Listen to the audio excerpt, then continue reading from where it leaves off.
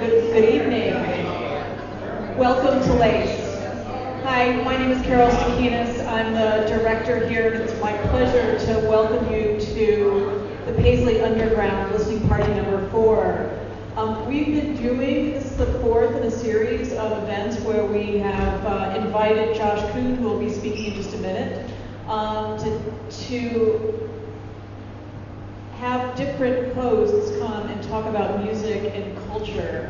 And I have to say, it's a really exciting thing to have happen at Lace, because while we are a visual arts exhibition venue, we believe in the interdisciplinary mix-up of all things that are culture and cool. So it's wonderful to welcome you all tonight. I think several people have picked up a poster.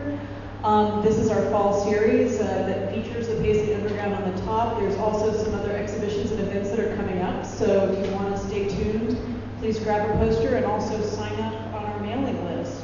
But without further ado, I'd like to welcome Josh and thank Ale for putting together a really great night. Thank you, Carol. Thank you all so much for being here. As Carol mentioned, this is the 4th installment, and for now the final, but I think we're going to have different kind of reanimations of these events down the road. We've had 3 before this that have been really interesting, and this looks like to be the best crowd yet, which is great, and the kind of coolest crowd. So we're really, really excited. I should tell you, I direct something called the Popular Music Project at the Norman Lear Center at USC Annenberg. Give it up. And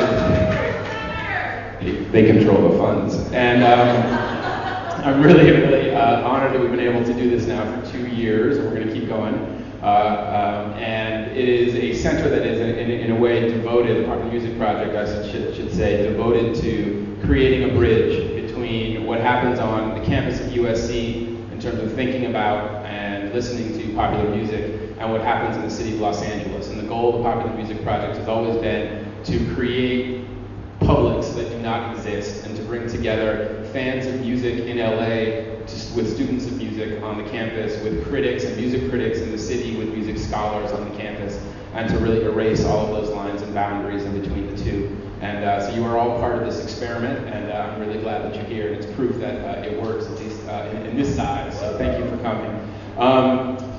For this one, I'm really excited about. I was actually listening to the radio today and I heard what I think is the new Ice Cube single, I think.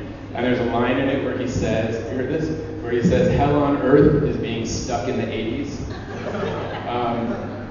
All I can tell you, I thought that hell on earth was being stuck in an Ice Cube film, but when I was in high school in the 80s, heaven on earth for me was listening to all of these bands that we're going to be hearing about tonight. Heaven on earth to me was getting lost in these sounds and these genres that blurred the lines between post-punk and New York psychedelic rock and underground rock and LA cowpunk and rockabilly, sounds that created the blueprint for so much of what we now think of as so-called new and original music. Take a listen to the new Beck record, for example, and I challenge you to not hear Dream Syndicate, Rain Parade, 3 O'Clock, all floating through it in a lot of really interesting ways. And when I decided that I wanted to invite folks to do these events, I was talking with my Argentinian Jewish brother,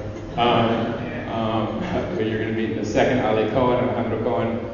He said, I want to talk about the Paisley Underground. Wow, you're the other guy who liked the Paisley Underground. This is great. And he was obsessed with it, and he said, I want to put together a huge event. And so I'm really, really, really thrilled that you're here, and I'm going to shut up, and I'm going to turn it over to Ale, and he's going to dazzle you with sounds and sights, and we're going to hear from lots of very wonderful mystery special guests who I think you're going to be very excited to hear from. So thanks again for coming, and please give a warm welcome to, I should say, Alejandro Cohen from dublab.com. If you don't know Dublab, get on Dublab. And if you don't know the band Languis, Languis, you got to check it out, because I think it's safe to say you can hear a lot of Paisley Underground sounds floating through that music as well. So Alejandro. Hi everyone, thanks for coming, and thanks first of all to Marco that helped me put the event together. This is kind of fun. Everyone, one to the side. It's like, oh man, I'll start that. Yeah, so yeah, I wanted to thank Marco, Josh, Carol, Shaw. Thanks so much for all the help and everyone here. Yeah, and also I'm so happy that Michael came from the 3 o'clock, Danny, Lisa, thank you so much. Lisa is the owner of Frontier Records, and without her, most of these sounds, I don't know if they would have been out or not. So it's just amazing that someone would venture into those worlds. So I wrote a little kind of like silly introduction, and because I couldn't memorize it. So pretty much what the evening consists of is we're going to play some records. Michael, Danny, Lisa, Michael, Marco. I mentioned someone twice. We're just going to comment. You know, if someone has questions, also it's open, very laid back, and you know. But so here it is. So the first thing I thought when I was offered to host the Paisley Underground listening party was, what makes me qualified to do this? After all, I was only 10 years old by the time the movement, as it's known now, was over. And even worse, I wasn't even born or raised in Los Angeles, let alone the US. So again, what makes me qualified to do this presentation? I find it funny that someone like me, being a foreigner, originally from Buenos Aires, Argentina, is doing a presentation about a local group of friends, colleagues, and bandmates that at some point connected, played, and wrote songs together at a special time and place in music history. But I guess it's not uncommon for a person to go to a foreign land and find something that locals take for granted fascinating and appreciate how amazing that something is. My first exposure to what is called Paisley Underground was in 1996 when I first moved to Los Angeles. A friend of mine owned a record by Kendra Smith, The Guild of Temporal Adventurers. And although that record technically is not a Paisley Underground record, I found the sound so unique and at the same time so connected to everything I liked that I made it a point to find out more about who was behind this. You have to remember that this was 1996. I didn't own a computer, and the internet was something that only a couple of friends I knew had access to. So as you can imagine, it took a bit longer to find out all the connections and backgrounds. Then someone told me, oh yeah, they're part of that whole Paisley Underground scene. The term sounded even more intriguing, just like the first time I heard the name Velvet Underground. It sounded like an elusive group of people that created these mysterious and well-crafted songs that were just mind-blowing. Finally, a couple of years later, post-internet years, all the bands started popping up one way or another. I think first came Rain Parade through their CD reissues, then the 3 o'clock with Baroque Hoedown at a record store in Ventura. And it was just a matter of time until I found out about the rest of them all. The more I read about this time and place, I realized that the Paisley Underground was never about being retro, revivalist, and even less about following any trends. I think in the end, all these bands were original and created something that influenced many bands that came afterwards. But after reading interviews, reviews, articles, and just looking at pictures from that era, it's obvious to me that it was more about collaborating and spending time with friends, and in the process, writing music that stood the test of time. I guess you can always ask Michael, Quercy, and Danny, and Lisa, who are here to talk a bit about that, but that's just my take on things. So going back to what makes me qualified to this presentation, I guess the answer is that I'm just a fan who absolutely loves this music and find it so special and influential to a personal level that I think it deserves to be featured and celebrated for what it really was. So Paisley Underground is a group of bands from Los Angeles that share certain aesthetic values and influences roughly between the years 1980 and 1985-86. The term was coined by our special guest, Michael Corsio from the 3 o'clock, as a joke during an interview. Is that right? Yeah. I believe, yeah. Yeah, you were there. Is that in reference to Velvet Underground being a fabric and Paisley being a fabric? It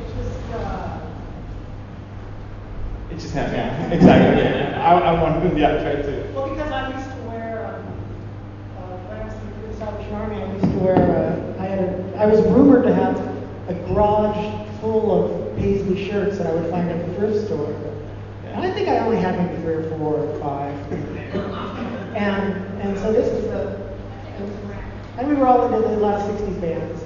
Yeah. And so that's kind of where it came from. Yeah, I can imagine back then those shirts were pretty cheap to find. Yeah, they're $1 or 50 cents. Yeah. He was a kid. I call him a kid. If I was 18, he was, I don't know, he was 57. He worked for LA Weekly, and he asked, initially it was the Rain Parade and the Bangs.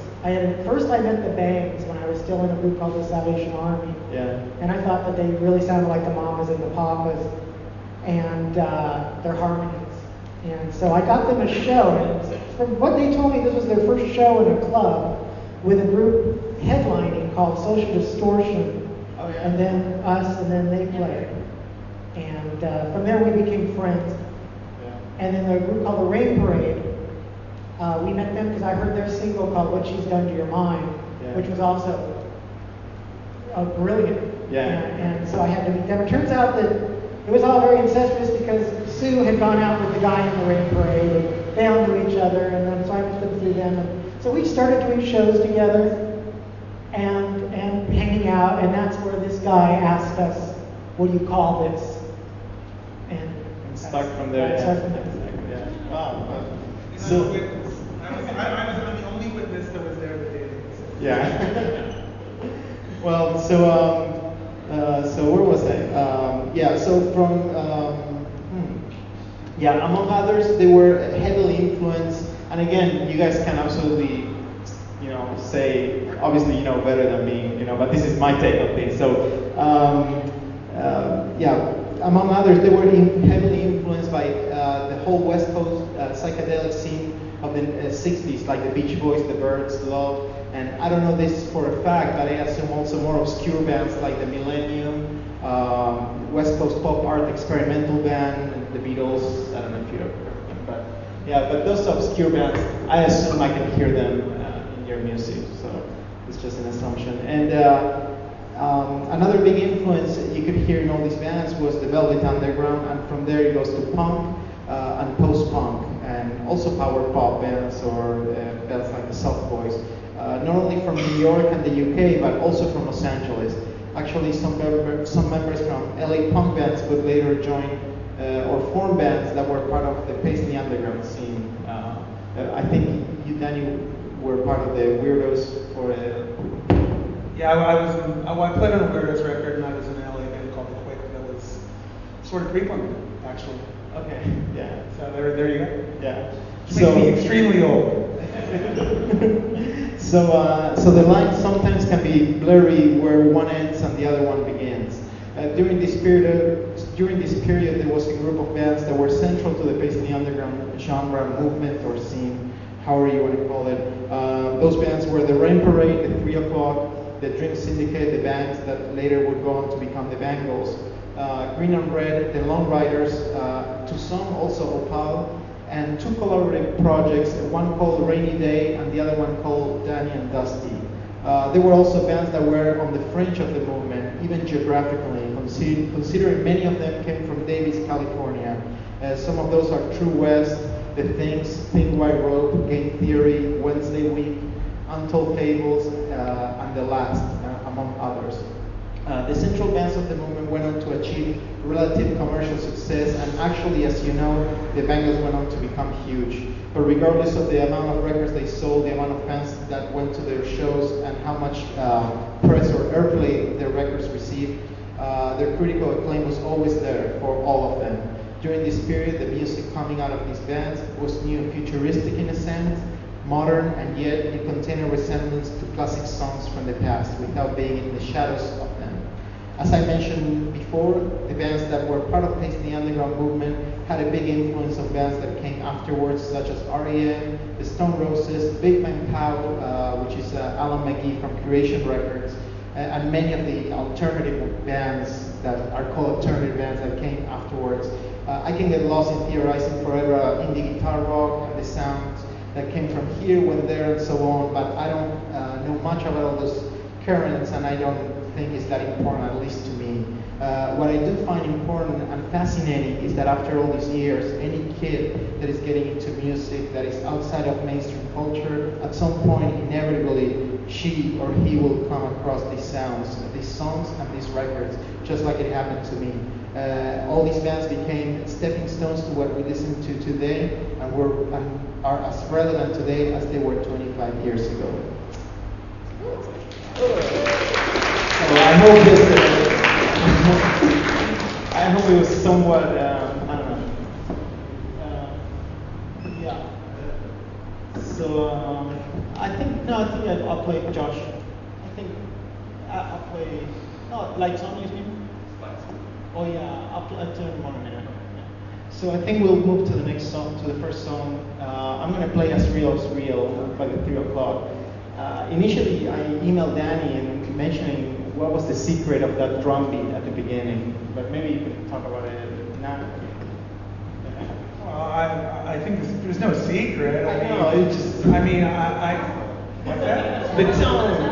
Oh, there's a hidden secret. No, I think, we were just trying to build something like sort of the kind of vibe of the Tomorrow Never Knows, but as a drummer and working with extraordinary bass players, Michael is, we kind of tried to build a track that sort of slowly built and kind of grew and grew and grew as the track went on. So it was something that we were fortunate enough to have a very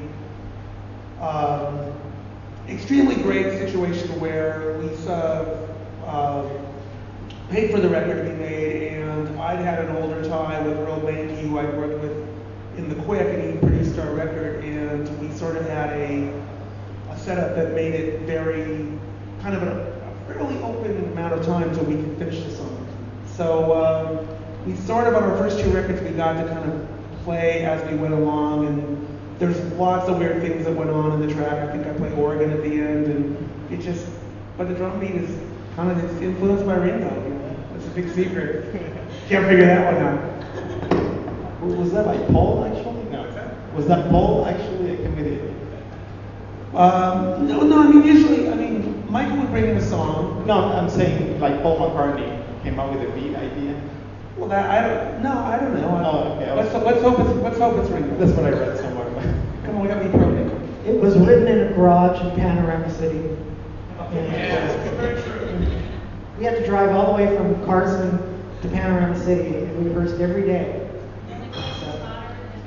And yeah, gas was a lot cheaper. And the way Michael would bring in a song would be he would leave it very open. Michael very rarely would dictate how something should be played, and I think it was sort of like he came in with a groove, and we kind of all fell into place with what he had done. So let's get to it.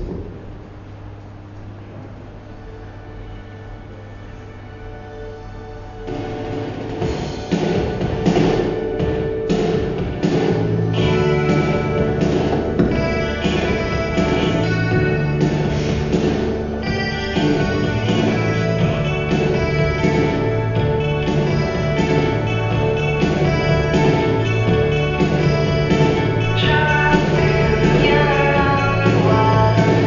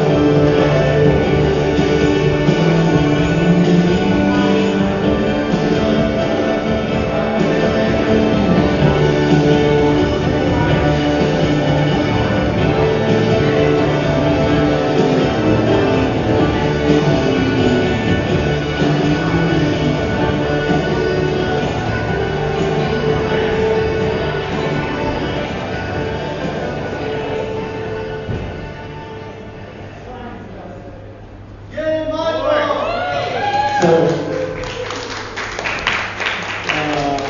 the next track we're going to go on to is Rain Parade, I Look Around, and Marco, I think, has some personal connection to the Rain Parade. Hi, my name is Marco Paul, and I'm also a Dub Lab DJ, like Ali. And he brought me into this because I have a large number of these records as he does, so it was really fun putting this event together.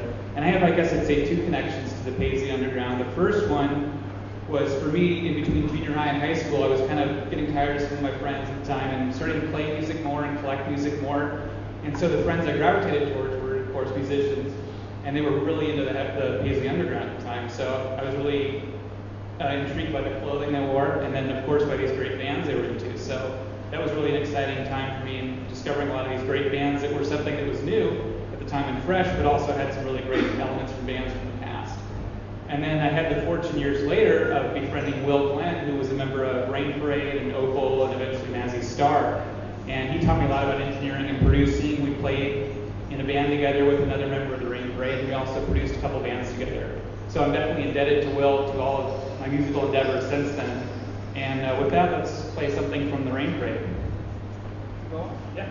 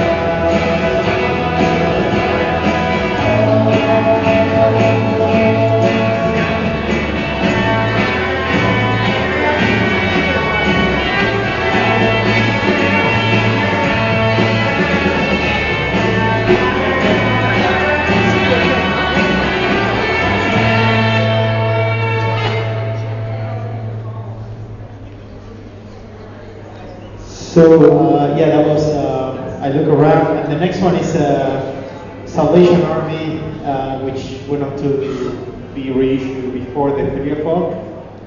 Yeah, Richard Price. Yeah. They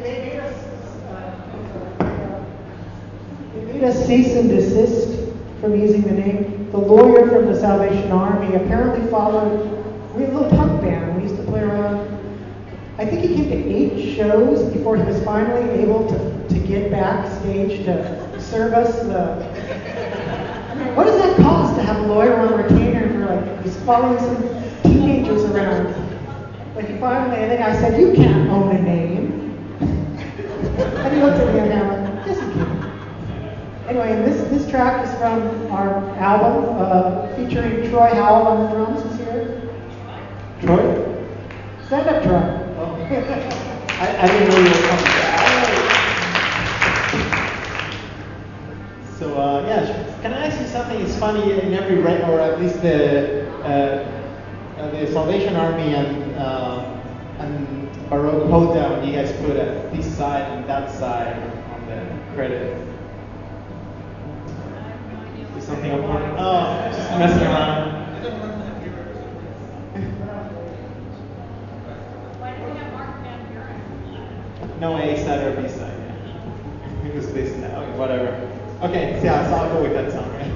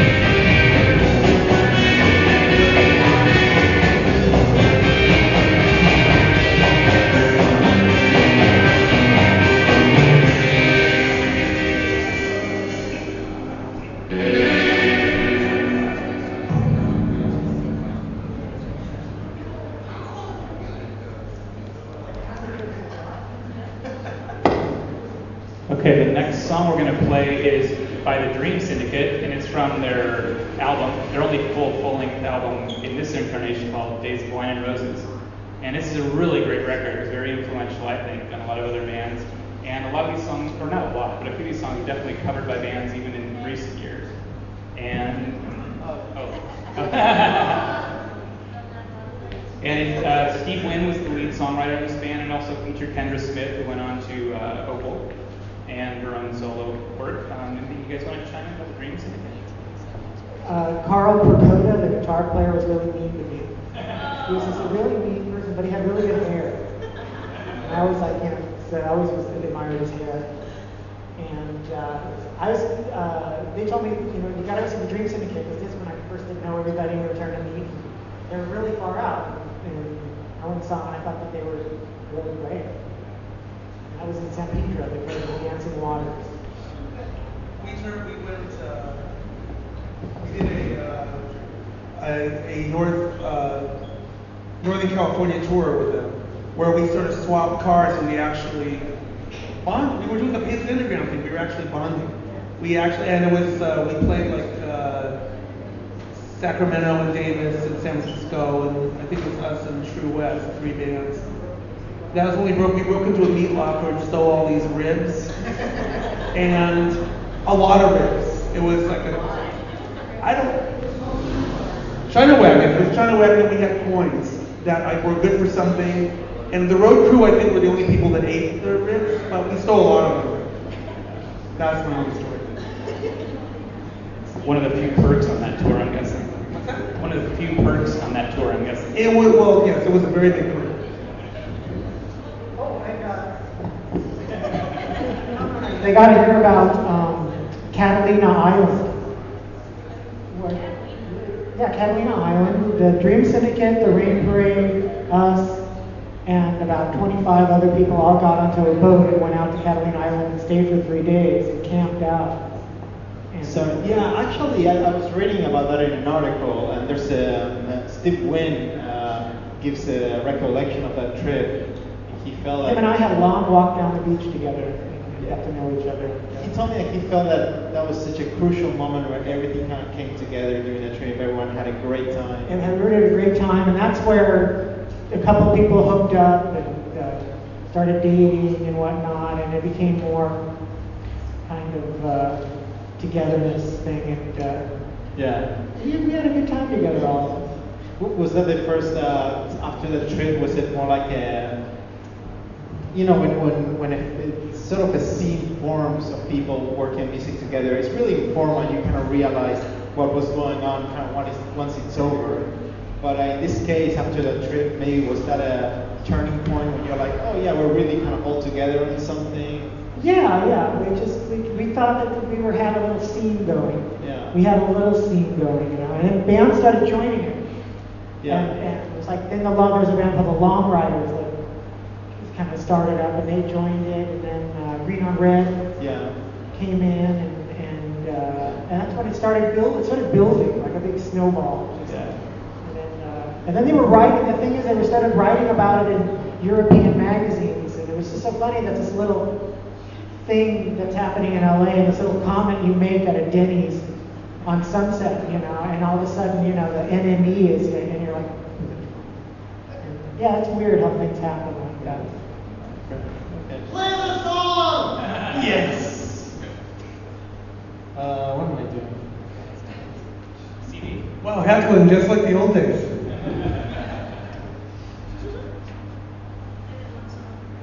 Well, this thing is not working. Shoot. Hold on, sorry. Someone got disconnected. Give me just a second. Oh, here. Oh, there you are. You want to pause it? Yeah. Try now. You need to rewind it.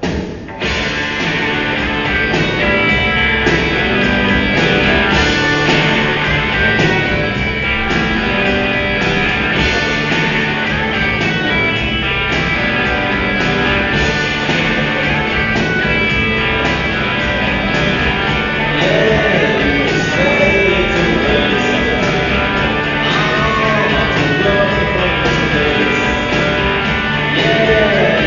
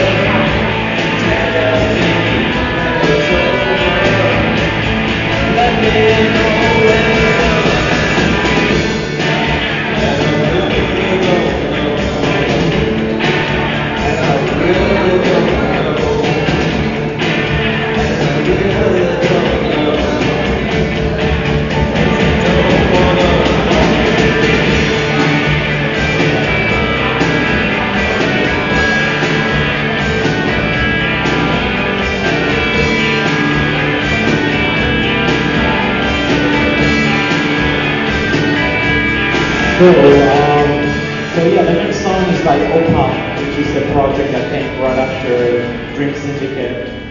So here we go.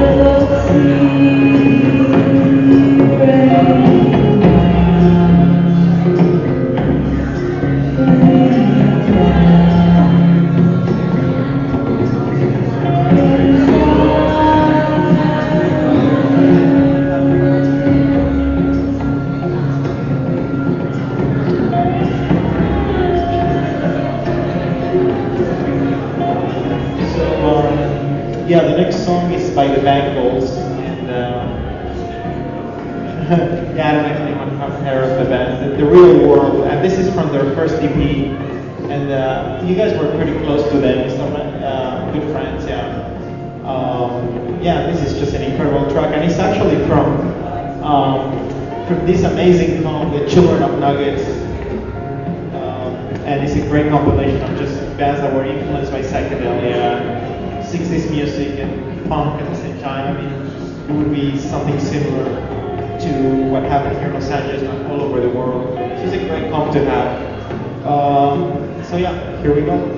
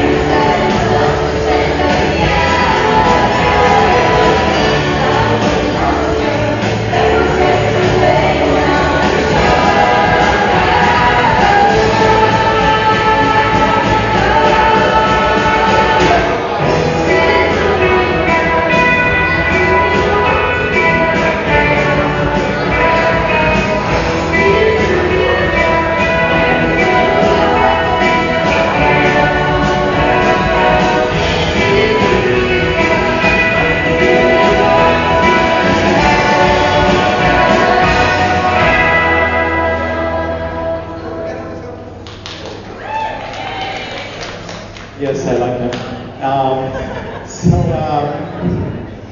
So I guess we'll just like kind of rush it a bit and go through other songs. I wanted to jump straight to Rainy Day because it is such a unique project, and maybe from there I'll keep playing the other tracks and we can do a quick Q&A with Lisa, Danny, Michael. But I wanted to ask you about Rainy Day, how that came around. Rainy Day was the invention of David Roback from the Rain Parade. It was initially told to me he had rented some time at a studio called Radio Tokyo, which was in the city of Santa Monica, and he said, I'm going to produce the Rain Parade album, but I've never produced anything before, so I've rented out some time at a studio, and I'm getting friends in to come and record, pick 3 songs, cover songs that you like, and we'll record them. So I picked Sue picked some, and everybody picked some covers, and we went in, and he did all at different times.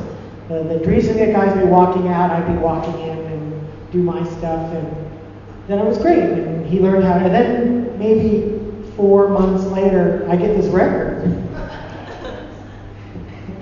And there it is. Yeah, who did the cover, the drawing? I have no idea. Like I said, they didn't tell me it was going to be a record. I would have maybe cared about it. I mean, I don't know. My performance, I just was kind of, What about Rainy Day? Why was it called? There's a Hendrix song on it called Rainy Day, so I think he named it that. But it turned out to get a cult following. Yeah, but is there a reference to anything else, or he just picked up? He just picked that, I guess you'd have to ask him. But it's such a sought-after record nowadays. Yeah, it's like it's got this little thing going on. Okay.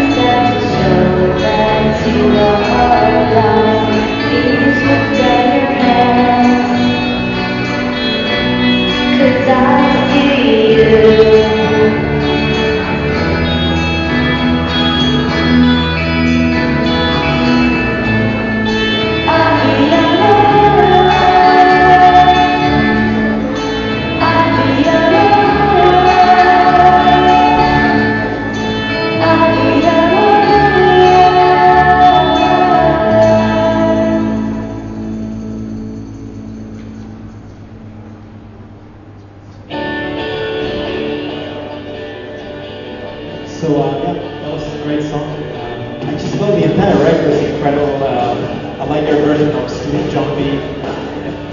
So this one is by the Long Riders, and She Rides, which was this their biggest song they wrote? And I don't know, if the public have, I'm going to be just playing some records in the background, so if people have questions, if anyone wants to ask them anything. Yeah, if anyone, does anyone have any questions to Michael, Lisa, Danny? Okay. I'll just keep playing some stuff. Okay, I'll just keep playing some stuff. 36.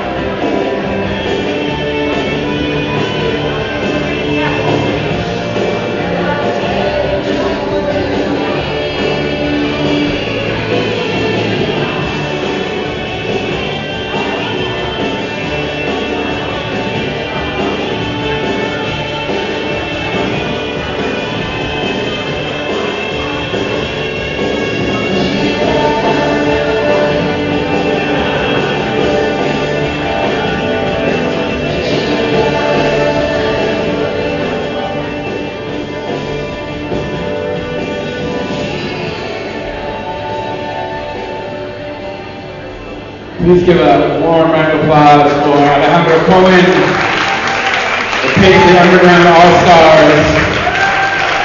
What we're going to do right now is take some any Q&A, any nostalgia, any memories, any I was there moments from the audience. Any questions for anybody, for Ale, for any of our guests about this music at all?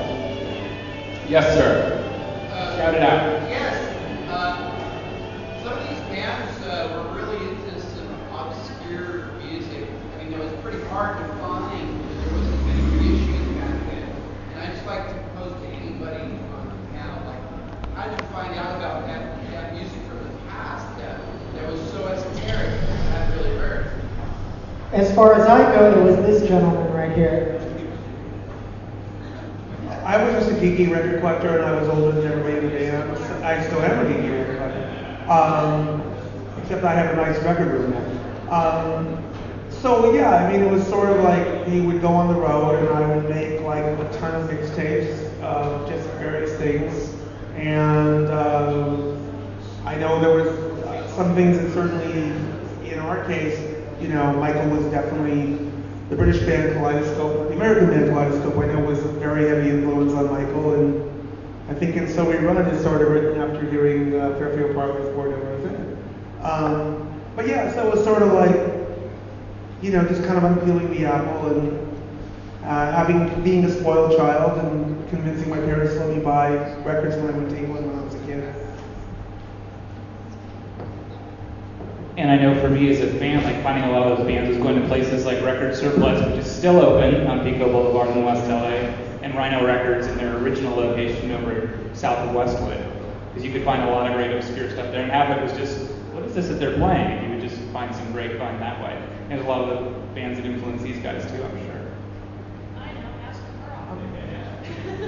I used to work for Greg Shaw, so if that's not a record collector, it's like, well, I've heard of this band before. Could I hear it? Just like pull out like 50 Pink Floyd singles or whatever it was, and if you had double two, just give it to you, which is amazing. But so it was a good education. And Danny too. We used to go to the Capitol Record Swap meet in the middle of the night and just buy everything. She was writing for the LA Times when she was 15.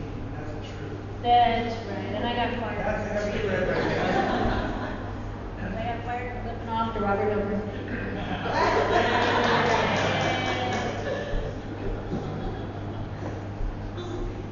I actually have a question for everybody, which is, these days in our digital internet, web music saturated music worlds, do you think, so much of what made these moments in the 80s so powerful and so important was that a scene was created out of necessity, out of emergency, individually and socially.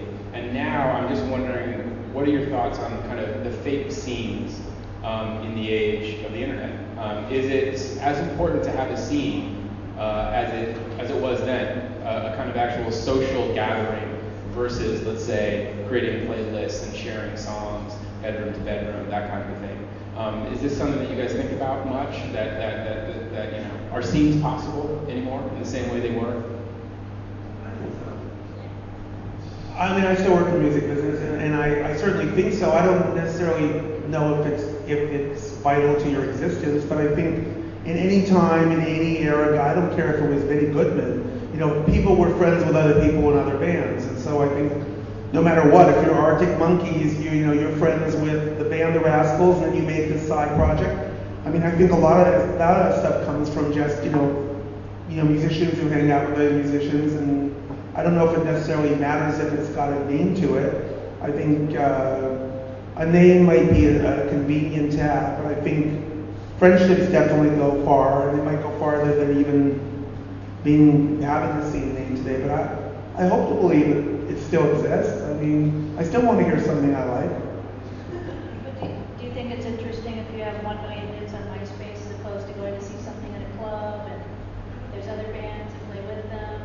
I worry about that. Besides the fact that nobody's seen packaging, they download a track, they don't know who he is or that he wrote it or what he looks like. And I find all that kind of sad, but it's probably just an old time. But I do think that, like, my friend owns a record store in the Valley, and I do think, and you're a friend too, and I think you know him. I don't know if you guys do, but I think you go in there and there's a lot of 18-year-olds buying vinyl, and it's not like they're not. So I believe that there are people, and obviously modern record labels are putting out stuff on vinyl all the time.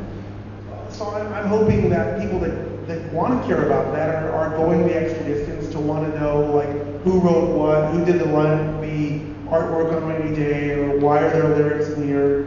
I think it comes down to caring, and I think obviously a lot of people's record collections now are based on having 15,000 songs in an iPod, but not necessarily having anything other than that.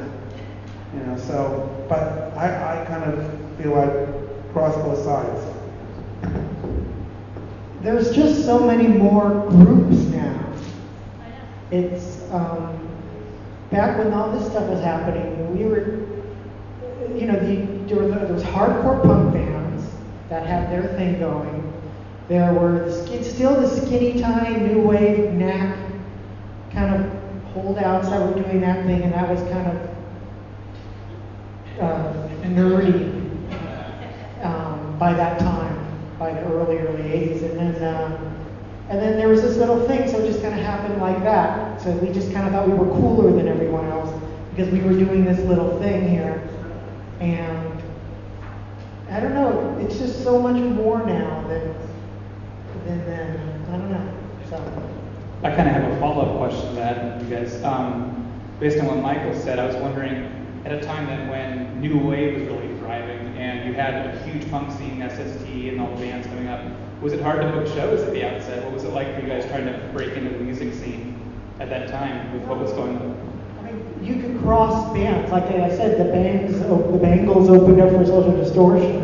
You know, it was, and they thought it was cool. They were like, "You guys are cool," and now you couldn't do it with really some of the bands you could do it because actually Social Distortion was more musical than the Circle Jerks. Or actually, Circle Jerks were musical too. But I like them. But some bands that worked and some bands that didn't. But you could kind of cross over and book. There were clubs everywhere. I mean, people had to go out.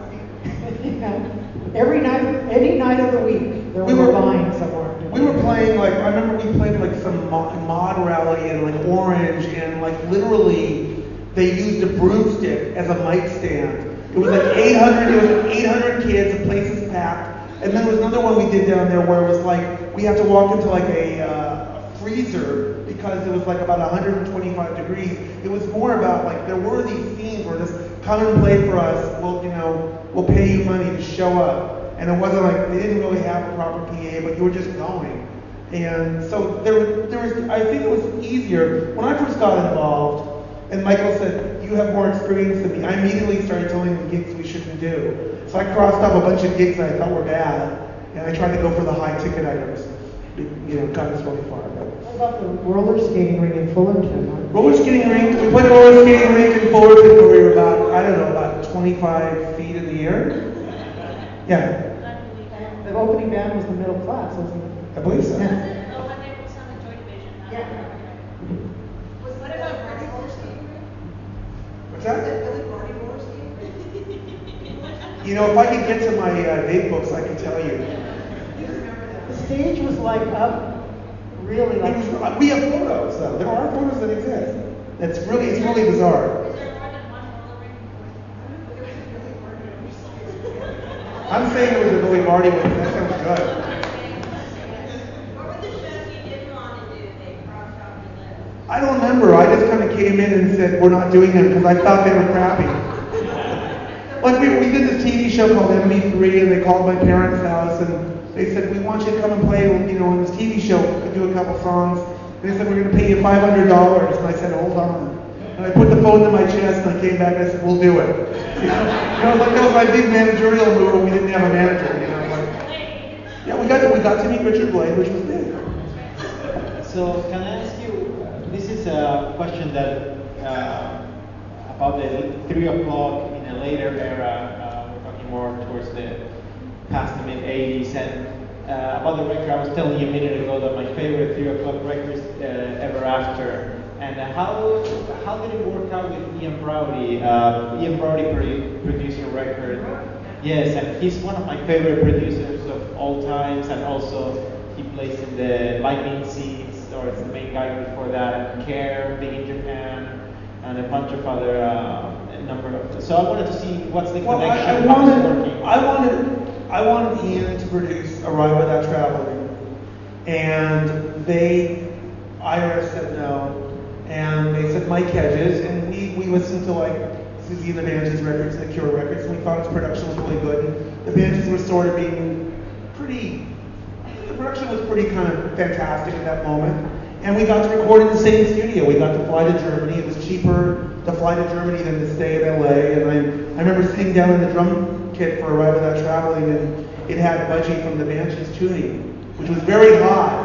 I remember that. So it was like, for us, it was like, we liked the producer. He was crazy as all hell. He had a Stardust pistol every morning when he would shoot off to get us to wake up. But I was a very big Ian Browdy fan. I loved Care, and I loved, you know, his work and Languis. And he just produced the wrong record in my eyes, but that's just my take on it. Yeah, that record absolutely blows my mind. And my favorite song is Follow Him Around. Yeah. Questions from the audience? Any other memories? Yes, sir. When you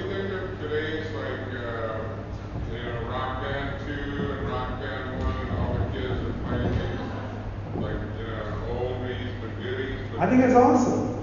I mean, you know, it's my take. I mean, I work in licensing, so I've licensed songs to it. So it's you know, it's not a bad thing. I mean, just you know, another avenue where people are going to hear music that maybe they wouldn't hear otherwise, and you know, but that's just my narrow reading opinion on it. I wish bubblegum music was better. I mean, the Jonas Brothers, they can sing, but I want to hear. I want to hear songs, and a lot of this stuff I don't hear. Verse, chorus, get out, end it, and it doesn't have that, you know. And I miss that, you know. Great stuff, you know. It should still sound like Bobby Sherman and Bo Donaldson and the Haywoods. I mean, there's the stuff that they should look at. Okay, that's my 2 minutes.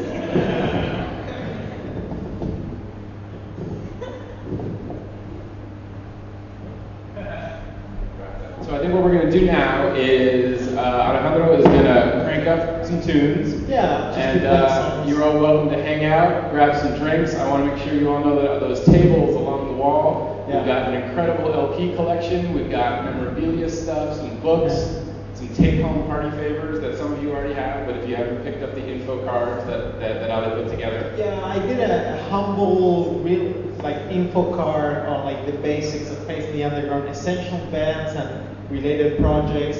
I wasn't intending to include everything in there. There's some record labels that were part of it. There's a Dublab link, the Labrat video blog, and I did a big posting on the best videos there. A bunch of other info. There's a couple of books. If you can find notes from the Tell Me When It's Over.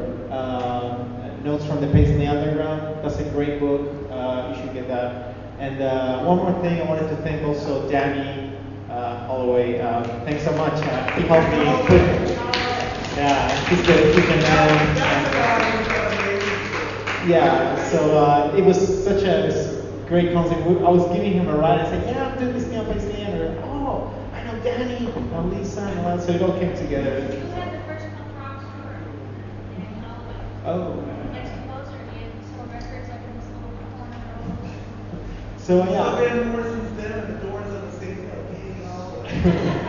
So yeah, thanks everyone for coming. You go talk to Danny Holloway right now. Everyone's sworn in. I want to just before we wrap up, the next event the Popular Music Project is putting on, you are all invited, is September 24th on the USC campus. It's a roundtable of music journalists who are talking about some of the things we've just been talking about, the impact of the internet and file sharing and downloading and MySpace, et cetera, on the art of writing about music in weekly newspapers, daily papers, and magazines. It's a roundtable of about 10 different writers from across Los Angeles answering the question, the death of the critic or not. So some might be happy the critic is dead, and some might be sad. So feel free to join us for that. I want to thank you all for coming to what is by far the sweatiest listening party we've had.